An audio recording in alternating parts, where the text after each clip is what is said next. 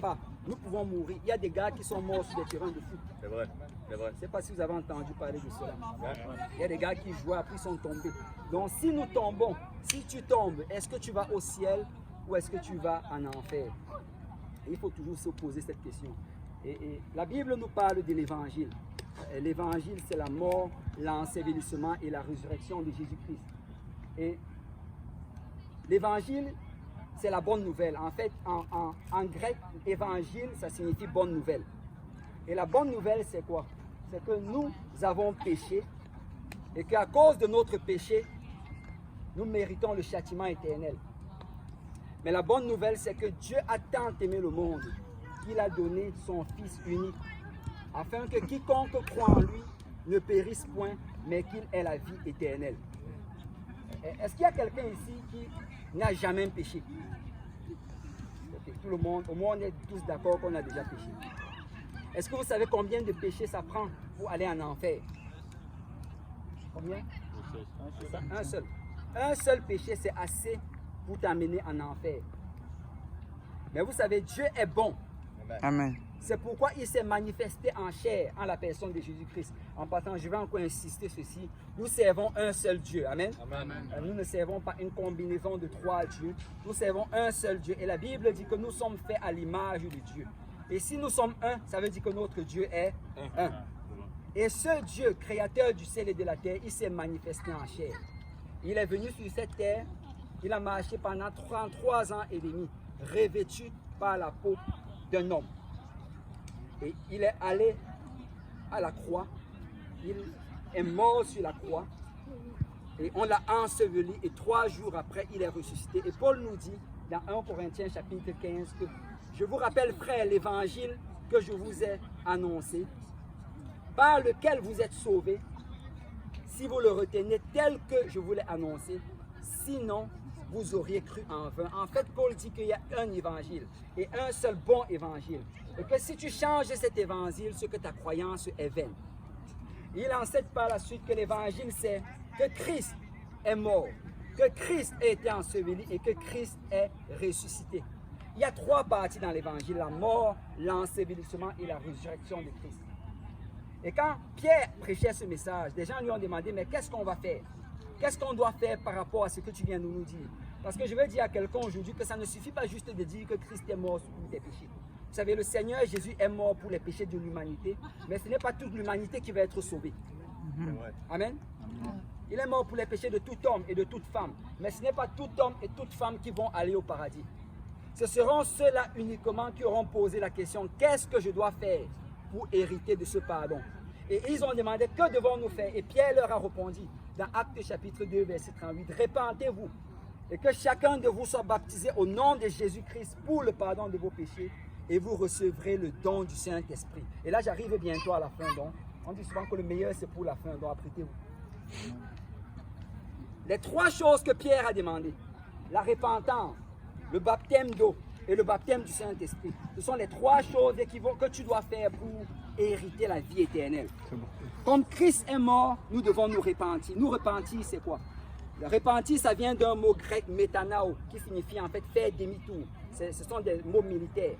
C'est comme dans l'armée, on va dire à quelqu'un, gauche, bon, c'est ma gauche, pardon. Gauche, droite, gauche, droite. Et là, on dit demi-tour, ou bien en grec, métanao, il doit faire un demi-tour complet. Et il commence son gauche, droite, en arrière. Métanao, repentez-vous, ça veut dire je mentais, je volais, je trichais, je vivais dans la fornication, je commets toute forme de choses qui ne sont pas agréables à Dieu. Mais quand je réalise que ce que je faisais n'était pas bien, parce que si tu es honnête, Dieu t'a déjà parlé pour ton style de vie. Amen. La Bible dit que Dieu parle et Dieu parle à tout le monde. Il n'y a aucune personne ici qui va se lever et qui va dire que Dieu ne lui a jamais dit que quelque chose qu'il faisait n'était pas bien. Donc Dieu t'a déjà parlé. Et ce que tu dois faire, alors que tu sais que ce que tu as fait n'était pas bien, tu dois faire un métanao, un demi-tour complet. Et dis, Seigneur, à partir d'aujourd'hui, je te demande pardon pour la vie passée. Et maintenant, je veux marcher dans la bonne direction. Je veux arrêter de mentir. Je veux arrêter de voler. Et je veux arrêter de tricher. Et c'est vraiment ça, une repentance. Et c'est le premier pas vers le Seigneur. Sans la repentance, tu ne peux pas t'approcher de Dieu. Mais par ta propre force, tu ne pourras pas vivre pour Dieu. C'est pourquoi il y a les deux autres étapes qui vont venir. La deuxième étape, c'est le baptême d'eau au nom de Jésus-Christ. Dans la Bible, on dit qu'on allait prendre des gens et les plonger dans l'eau au nom de Jésus-Christ. Et quand on fait cela, en fait, c'est pour t'identifier à l'ensevelissement de Jésus-Christ. Et quand on te plonge dans l'eau, quand tu ressors de l'eau, tous tes péchés sont effacés. Écoute, je ne sais pas ce que tu as fait dans le passé, je ne veux même pas savoir. Amen. Mais peu importe ce que tu as fait, depuis ta naissance, quand on te baptise au nom de Jésus, tu sors de l'eau et tout est effacé.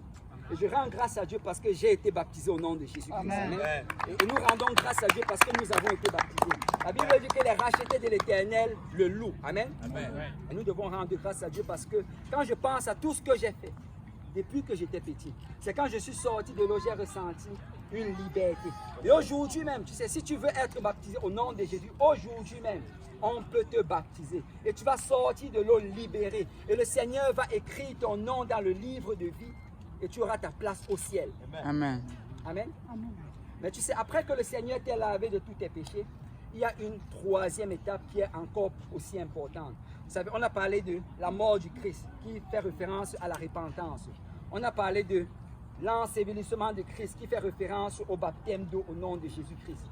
Maintenant, la troisième partie. Vous savez, si Christ était juste resté sous la terre, ce ne serait pas une bonne nouvelle pour nous, parce que les autres dieux sont encore sous la terre. Vous savez, Mohamed, je n'ai pas entendu dire qu'il a ressuscité. Amen. Bouddha, je ne sais pas s'il existait, mais je sais qu'il n'a pas ressuscité. Beaucoup d'autres divinités sur la terre. Le seul qui a ressuscité, c'est Jésus-Christ. Et il vit aujourd'hui à jamais. Et vous savez, la bonne nouvelle, c'est qu'après son ensevelissement, 3 jours après, il a vaincu la mort. Il est ressuscité. Et parce qu'il s'est levé, nous pouvons nous lever. Amen. Parce qu'il vit, nous pouvons vivre.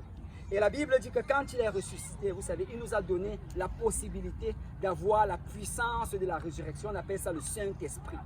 Et ça, c'est la troisième partie. Après la repentance, après le baptême au nom de Jésus-Christ, tu peux recevoir le Saint-Esprit. Le Saint-Esprit, c'est la puissance pour vivre pour Dieu. Vous savez, sans le Saint-Esprit, tu ne peux pas vivre pour Dieu. Tu vas essayer peut-être par toi-même, mais tu vas retourner dans tes mêmes péchés d'avant. Mais si tu reçois le don du Saint-Esprit, et dans la Bible, on voit comment les gens reçoivent le don du Saint-Esprit avec l'évidence de parler en d'autres langues. Et si tu reçois le don du Saint-Esprit, ta vie va changer. Amen. Est-ce qu'il y a des gens qui ont déjà reçu le don du Saint-Esprit?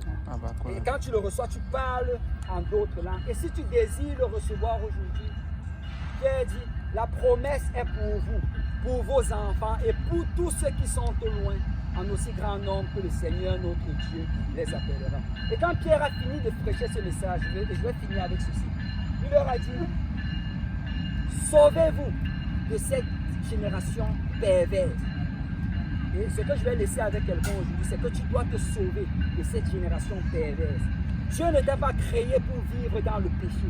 Dieu ne t'a pas créé pour vivre dans le mensonge. Dieu ne t'a pas créé pour vivre dans la pornographie. Dieu ne t'a pas créé pour vivre dans toute forme d'abomination. Dieu a une meilleure vie pour toi. Amen. Il a une meilleure vie pour toi. Tu es son enfant. Et aujourd'hui, si tu obéis à l'évangile et que tu reçois le don du Saint-Esprit, Dieu va te donner la puissance de vivre une bonne vie. Et il va te libérer de l'angoisse. Il va te libérer de la crainte. Tu sais, quand tu te couches et tu ne sais même pas ce qui va se passer si tu ne te réveilles pas, Dieu va te libérer de cela.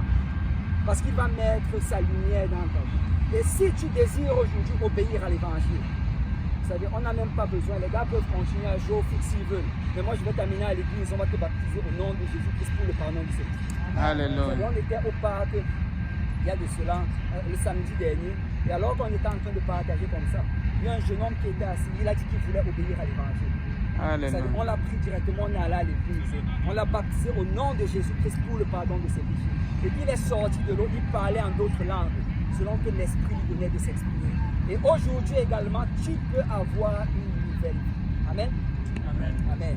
Alléluia. J'avais promis de ne pas être long, je crois que je n'ai pas été très long. Et on va juste prendre encore le temps un peu de louer le Seigneur, comme les sœurs n'étaient pas là. On va louer. Si quelqu'un veut obéir, il vient me voir. Mais après cela, si on va peut-être finir notre relative dans ce message. Alléluia. Gloire au nom du Seigneur. Si on peut d'abord battre nos mains pour le Seigneur, ça. Hein?